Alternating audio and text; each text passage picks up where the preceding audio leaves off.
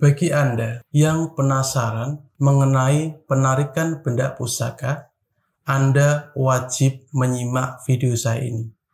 Karena di sini saya akan membahas secara lengkap bagaimana sebenarnya penarikan benda pusaka yang benar dan di situ aman.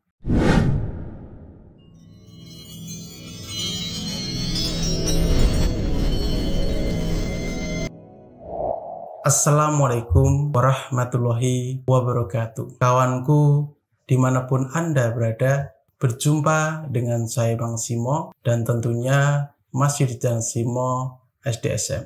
Harapan serta doaku mudah-mudahan kawanku semuanya yang melihat video saya ini diberikan kesehatan dan juga mendapatkan limpahan rezeki.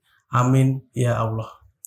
Di sini saya akan membuka kajian mengenai cara menarik benda pusaka. Cara menarik benda pusaka. Di sini saya akan membahasnya secara lengkap. Untuk kawanku di sini yang baru belajar ataupun yang ingin mengetahui bagaimana proses secara mendetail dari penarikan benda pusaka. Yang patut Anda perhatikan bahwasanya banyak penarikan benda pusaka yang Anda temui di internet, di video, itu semuanya adalah bohong. Karena proses penarikan benda pusaka tidak semudah itu, dan di situ prosesnya itu di luar dari yang namanya kebenaran dalam proses penarikan benda pusaka. Silakan Anda boleh percaya ataupun tidak, itu hak Anda sendiri. Langsung saja bagaimana proses dalam penarikan benda pusaka yang benar. Di sini, ketika seseorang ingin menarik benda pusaka, maka harus memiliki yang namanya power energi, baik itu supranatural ataupun spiritualnya. Dan di situ biasanya didapat dari lelaku batin ataupun membaca doa amalan tertentu. Dan yang paling besar powernya, kalau dalam spiritual Jawa, itu dia akan melakukan puasa mutih. Puasa mutih itu sebenarnya ketika kita lakukan akan membuat power kekuatan spiritual kita akan meningkat tajam. Jadi poin yang pertama yang harus kita butuhkan dalam proses penarikan benda pusaka apapun itu, baik itu kecil maupun besar, yang dijaga oleh banyak jin maupun cuma satu jin saja. Poin pertama adalah memiliki power energi supernatural ataupun spiritual. Tanpa ini maka hasilnya itu akan nol besar. Lalu poin yang kedua, ketika seseorang ingin menguasai ilmu penarikan benda pusaka dari alam sebelah, orang tersebut harus memiliki kekuatan, kemampuan penerawangan ataupun mata batin yang tajam. Karena di sini itu untuk melihat secara pasti keberadaan benda pusaka tersebut. Kalau kemampuan mata batinnya belum maksimal, belum tajam, maka terkadang kita menarik benda pusaka yang ternyata diyakini itu ada, namun ternyata di situ tidak ada. Itu yang harus kita perhatikan. Dan juga kemampuan mata batin yang tajam itu akan langsung memprediksi secara tepat di mana letak persisnya benda pusaka tersebut. Kalau tidak mengetahui secara pasti titiknya, maka akan kesulitan dan bahkan akan buang-buang energi saja. Namun di sini ketika kemampuan mata batin itu tidak tajam, itu terkadang tidak menjadi masalah. Karena orang tersebut terkadang bisa mendapatkan keberadaan benda pusaka itu dari sosok penjaganya langsung. Jadi sosok penjaganya tersebut yang menunjukkan keberadaan benda pusaka tersebut kepada kita. Dan juga di situ terkadang pula kita bisa mendapatkan keberadaan benda pusaka tersebut lewat mimpi yang terjadi berulang-ulang kali.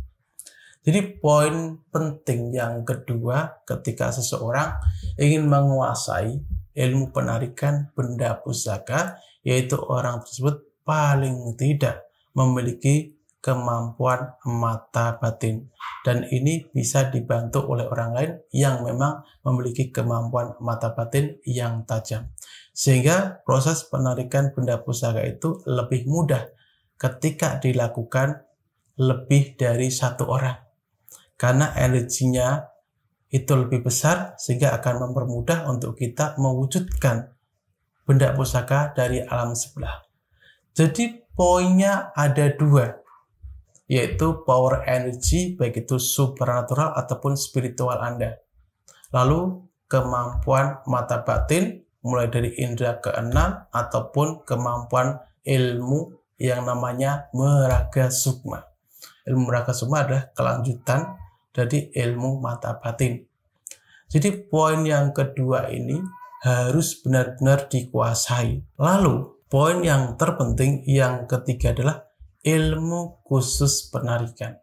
Tanpa adanya ilmu khusus yang di situ dikhususkan untuk menarik benda pusaka, maka di situ hasilnya juga akan nihil ketika digunakan untuk proses penarikan benda pusaka.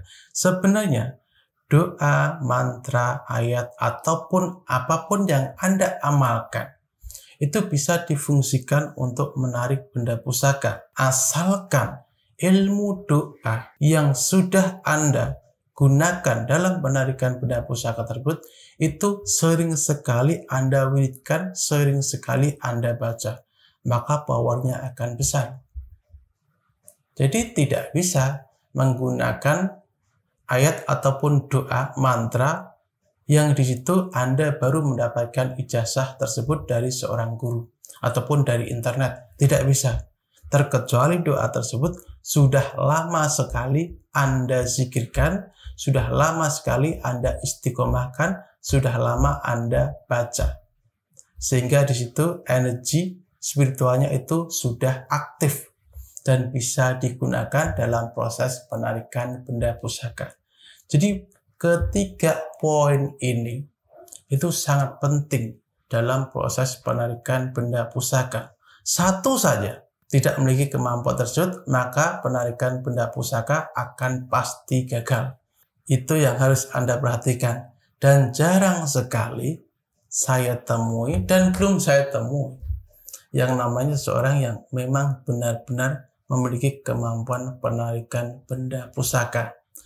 Saya akan sedikit beri gambaran bagaimana secara nyata penarikan benda pusaka tersebut. Penarikan benda pusaka itu bisa terjadi ketika dalam proses tarik-menarik benda pusaka dari alam sebelah tersebut ada sinar yang muncul. Sinar tersebut itu bisa nampak dan bisa dilihat oleh semua orang. Bukan ambil dari lantai, bukan ambil dari pohon, itu semua trik. Nggak ada proses gaibnya sama sekali. Nggak ada rasa gaibnya sama sekali. Nggak seperti itu. Itu salah satu contoh. Lalu contoh yang kedua, ada perwujudan sosok. Dan sosok tersebut ketika Anda melawannya, sosok nyata, sudah mewujudkan nyata, baik itu ular, harimau, singa, dan lain sebagainya, itu adalah wujud benda pusaka. Yang Anda ketika berhasil mengalahkan sosok tersebut, maka sosok tersebut akan berubah wujud dari benda pusaka. Jadi benda pusaka ketika sosok tersebut itu berhasil Anda lawan. Dan ada juga yang namanya benda pusaka tersebut langsung jatuh di hadapan Anda. Caranya gimana? Ini merupakan cara yang pasti untuk orang zaman sekarang itu tidak bisa menguasainya.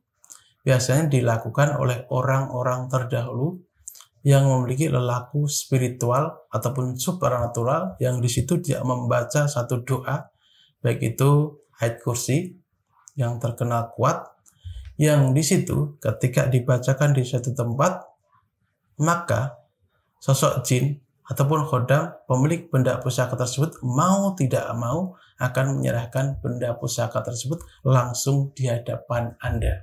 Jadi ketika saya boleh jujur, baik itu Anda percaya maupun tidak, yang Anda lihat di video di internet itu semua bohong. Itu semua adalah trik semata.